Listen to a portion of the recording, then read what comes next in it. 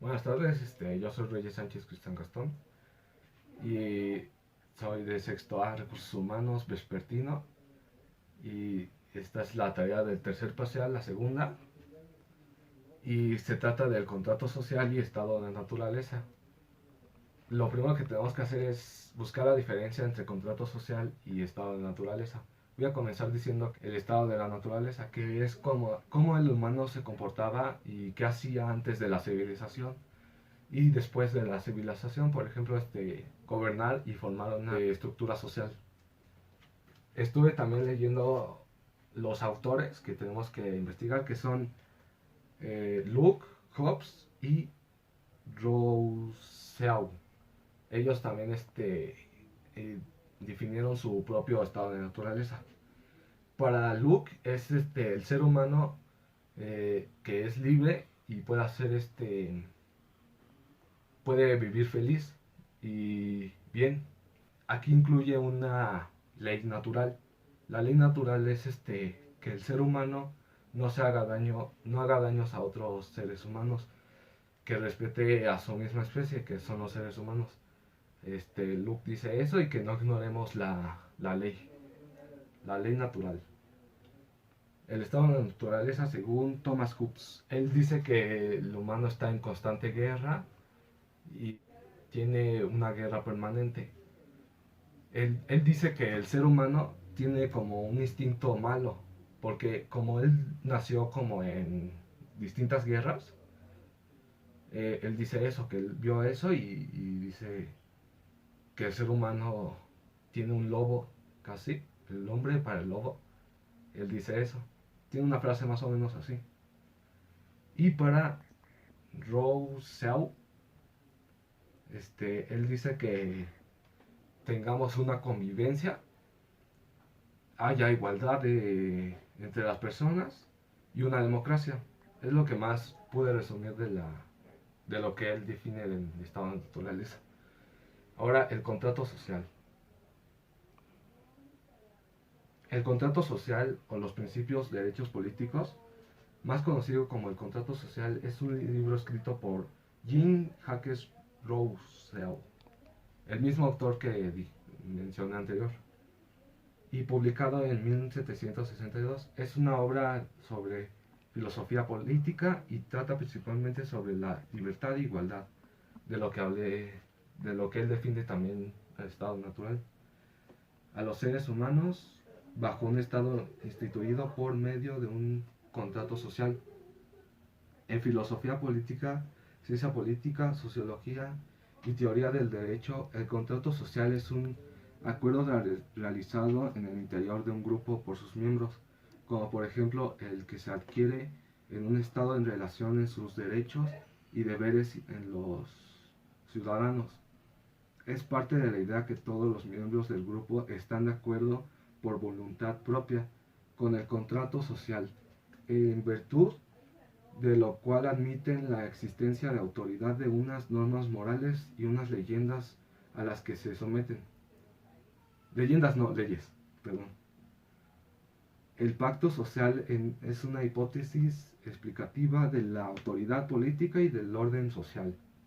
El contrato social como teoría política explica, entre otras cosas, el origen y el propósito del Estado y de los derechos humanos. La esencia de la teoría, cuya formulación más conocida es la propuesta por Jean-Jacques Rousseau, es la siguiente. Para vivir en una sociedad, los seres humanos acuden un contrato social implícito que les otorga ciertos derechos a cambio de abandonar la libertad de lo que dispondrían en un estado de naturaleza, siendo así los derechos y los deberes de los individuos constituyen las cláusulas del contrato social, en tanto que el estado de la entidad creada para hacer cumplir el contrato. Del mismo modo, los seres humanos pueden cambiar los términos del contrato si así lo desean. Los derechos y los deberes no son inmutables o naturales. Por otro lado, un mayor número de derechos implica mayores deberes y menos derechos y menos deberes. Esta es una definición de contrato social. Les voy a dar el link de donde saqué toda la información. Más o menos el contrato social y entre el estado de naturaleza es que tienen como que el estado social es más político, y fue un libro por Real Soul. Este, bueno, la diferencia entre contrato social y estado de naturaleza, como iba diciendo, es el estado de naturaleza es el instinto del hombre, más o menos. O sea, cómo él reacciona y cómo puede ser en una sociedad, y sus acciones que hace. Y el contrato social va más dirigido a lo más político. Y bueno, este contrato social fue definido también por Rousseau, que él definió en un libro. Y, y la diferencia ahí es que cada quien tiene su instinto, o sea, su estado natural, y el contrato social es más político y más de derechos, más de democracia y así. Y bueno, el segundo es la definición de la definición de contrato social de Hobbes, Rousseau, Rousseau y Locke. Bueno, ellos definen el contrato social de esta manera. Lo voy a leer. No, espera. Para Hobbes, el contrato social se entiende aquel acuerdo real o hipotético que los miembros de un grupo realizan de manera libre y voluntaria, por el cual ceden parte de los derechos naturales a cambio de seguridad. La existencia del contrato social implica la asunción de una serie de derechos y deberes, y también de unas leyes a las que los ciudadanos están sometidos.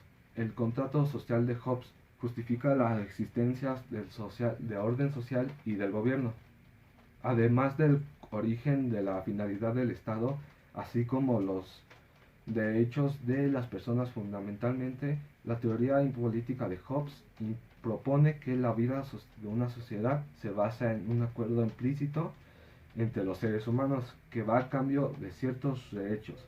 Renuncian a parte de su libertad original, aquella libertad propia del estado de naturaleza, un estado primigio donde los seres humanos están totalmente libres.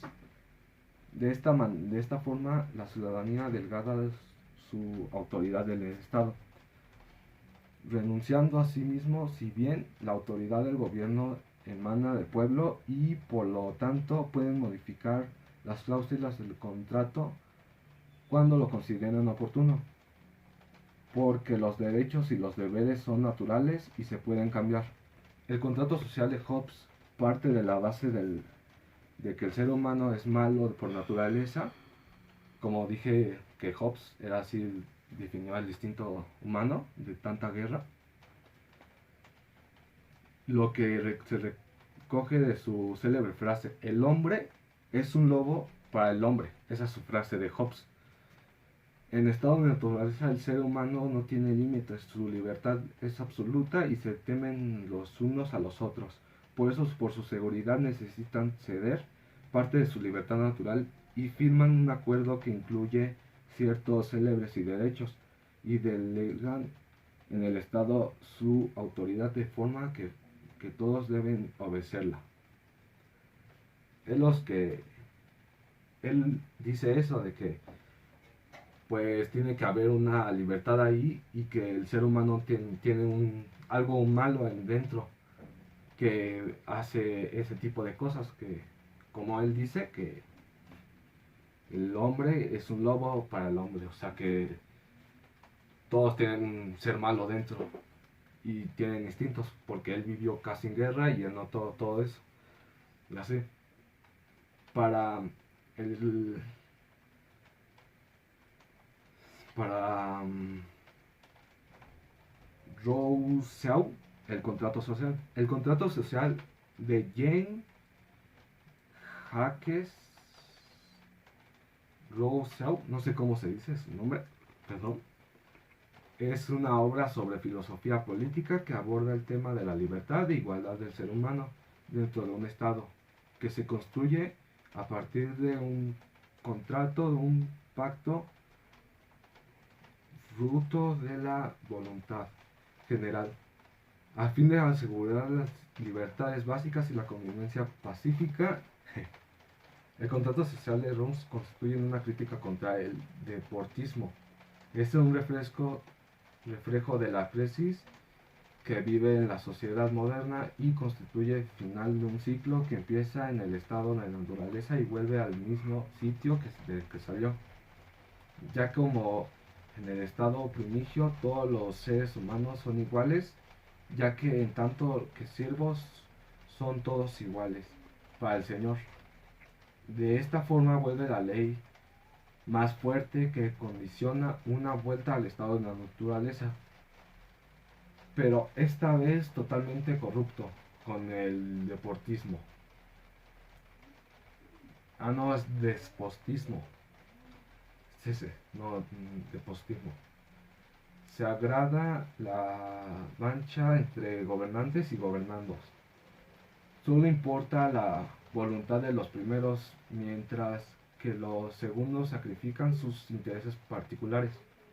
Su rechazo a toda forma de dominación le lleva a afirmar que, aunque parezca paradójico, el amo no es de ninguna manera libre, ya que la libertad no consiste en imponer la propia voluntad sobre de los demás, sino también, más bien, no someterse a la voluntad de otro, sino someter la del otro. El amo se cree libre, pero no lo es, porque la sociedad ha acabado con su libertad natural. Es la definición de contrato social de Rousseau. Y bueno, aquí en esta página que estoy leyendo, vienen unas frases, las voy a leer, que son de Rousseau. La soberanía es inalienable. La voluntad general puede por sí sola dirigir las fuerzas del Estado según los fines de su institución, que son el bien común. Bien, aquí otra.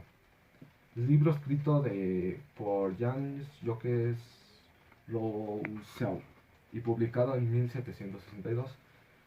Es una obra filosófica, política y trata principalmente sobre la libertad e igualdad de los hombres bajo un Estado instituido por medio de un contrato social. Bueno, este es un dato interesante. Se dice que ese libro fue uno de los muchos incitadores a la Revolución Francesa por sus ideas políticas. Bajo la teoría del contrato social se fundamenta buena parte de la filosofía liberal, en especial en el liberalismo clásico. Bueno, es la definición de contrato social de Rousseau. Y ahora viene John Locke. Bueno, de John Locke, dice, en el caso de John Locke, la obra recoge su pensamiento en torno al contrato social. Es dos ensayos sobre el gobierno civil 1690. Allí parte de una concepción del ser humano, fundamentalmente cristiana. El ser humano es una criatura de Dios cuya vida no le pertenece a sí mismo, sino al Creador. Así considerado el humano no está capacitado moralmente para disponer ni de una existencia ni de las demás criaturas. Únicamente tiene el derecho y el deber de preservar su propia vida. Por eso, bajo mirada de Dios, todos los hombres son iguales en derechos y soberanía. Para él, son las aportaciones del contrato social de John Locke. Él dice que el ser humano es igual ante todos y más a Dios. Sin embargo, existe la necesidad en cuanto los seres humanos conviven con sus pares, de juzgar a qué hacer en caso de que alguien violente el derecho de otro, de existir y cuáles son los pasos que deben darse para ejercer la justicia. En pocas palabras, para no leer todo, él dice que la justicia, democracia, libertad y la igualdad es para todos el ser humano. Es lo que trata de decir John Locke sobre el contrato social. Y bueno, es la última pregunta de la actividad. Dice, responder a la pregunta: ¿qué tendría que hacer nuestra sociedad ante la emergencia de la contingencia? Si lo que los amenaza es que no pueden frenar su voluntad y la solución a ello es frenar su libertad a cambio de mayor seguridad. Bueno, voy a responder esa pregunta con mis propias palabras. Y bueno, la contingencia ahorita está bastante fuerte en México. Bueno, ya en algunos países como China, que se originó, ya están regulando sus acciones, ya están volviendo a la escuela, ya están trabajando en fábricas y ya están laborando como normalmente. En algunos países ya están reactivando algunos servicios y ya se está activando la economía otra vez porque decayó mucho la economía con esta contingencia. Y bueno, con respecto a la pregunta, sí, yo creo que mucha gente, por ejemplo, los empresarios, microempresas, están dando su apoyo también para que no contagien a los demás, pero pues ellos también viven del dinero de la gente. Salen ellos a vender sus cosas y casi ningún medio habla de ello. Sí, ellos tienen que salir y exponen también su vida. Pero como eso era antes, ahorita en la contingencia, pues cómo le están haciendo, cómo están ganando su pan de cada día. No veo forma. Y bueno, sí están sacando su libertad, la están dando, quedándose en su casa, pero pues no, yo no lo veo tan conveniente eso. Y bueno, y obviamente para hacer su mayor seguridad, como dice la pregunta, pues sí, para que nos pongan los comerciantes y a la gente. Bueno, eso ha sido todo. Muchas gracias.